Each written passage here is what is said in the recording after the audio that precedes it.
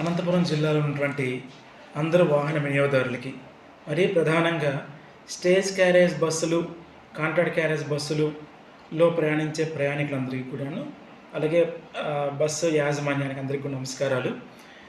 ఇటీవల కాలంలో మనం చూస్తున్నాం చాలా దగ్గరలో ఈ కాంట్రాక్ట్ క్యారేజ్ ట్రావెల్ బస్సెస్ యాక్సిడెంట్లు అవ్వడం కానీ, లేదంటే నైట్ టైం మనం జర్నీ చేస్తున్నాం కాబట్టి జర్నీ చేసేటప్పుడు చాలా జాగ్రత్తగా ఉండాల్సిన అవసరం ఉన్నది. ఒక ప్రమాదం కొన్ని కుటుంబాలను రోడ్డు మీద పడేసే పరిస్థితి ఉన్నది కాబట్టి అటువంటి సమస్యలు రాకుండా ప్రతి ఒక్కరూ జాగ్రత్తగా ఉండాల్సిన అవసరం ఉంది.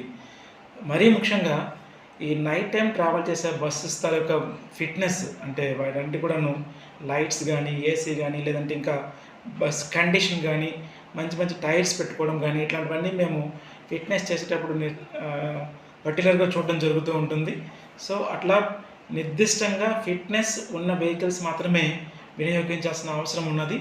అలాగే మరీ ముఖ్యంగా నైట్ టైం జర్నీ చేసినప్పుడు డ్రైవర్సు ఓవర్ ఏజ్డ్ కాకుండా, అంటే 60 ఏళ్ళు 50 ఏళ్ళ వయసు ఉన్న వాళ్ళు కాకుండా మంచిగా శారీరకంగా మానసికంగా దారుఢ్యం ఉన్న వాళ్ళు మాత్రమే నైట్ డ్రైవ్ చేస్తూ ఉన్నట్లు చూసే విధంగా యజమానులందరూ కూడాను చర్యలు తీసుకోవాల్సిందిగా కోరుతూ ఉన్నాను రవాణా శాఖ తరఫున. అట్ ది సేమ్ టైం ఈ మధ్యకాలంలో మనం ఇంటర్మీడియట్ 10th క్లాస్ ఎగ్జామ్స్ జరుగుతూ ఉన్నాయి. ప్రజెంట్ ఇంటర్మీడియట్ ఎగ్జామ్స్ అయినాయి, 10th క్లాస్ ఎగ్జామ్స్ అవుతూ ఉన్నాయి. ఈ ఎగ్జామ్స్ తీసుకున్నటువంటి స్కూల్ బస్సులు మితిమీరిన నెంబర్స్తో, ఎక్కువ మంది అంటే పరిమితికి మించి జనాలతో వెళ్తూ ఉండడాన్ని కొంత గమనించడం జరిగింది. అండ్ కొన్ని వెహికల్స్ పైన కేసు రాసి మా ఆఫీస్లో వెహికల్స్ సీజ్ చేయడం కూడా జరిగింది. సో వాటిపైన చాలా పర్టికులర్గా ఉంటాము. మరీ ముఖ్యంగా విద్యార్థులను తీసుకెళ్లే వెహికల్స్ విషయంలో చాలా జాగ్రత్తగా, చాలా నిశ్చితంగా పరిశీలించడం జరుగుతుంది.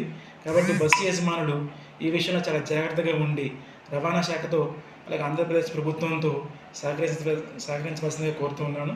అలాగే బస్సును వినియోగించేటువంటి ప్రయాణికులకు కూడా ఈ బస్ కండిషన్ ఎట్లా ఉన్నది, లేదంటే ఎలా ఉన్నదో ఒకసారి గమనించి జాగ్రత్తగా అబ్జర్వ్ చేయవలసిందిగా కోరుతూ ఉన్నాను.